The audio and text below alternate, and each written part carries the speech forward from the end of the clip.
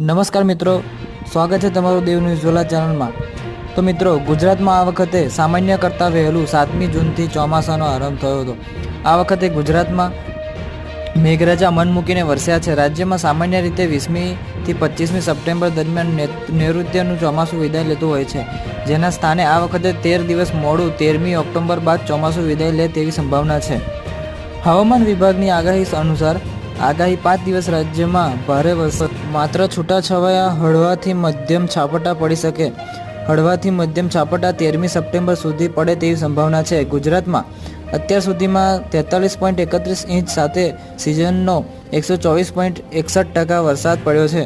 123 તાલુકામાં 40 ઇંચથી વધુ, 109 તાલુકામાં 20થી 40 ઇંચ વરસાદ નોંધવામાં આવ્યો છે।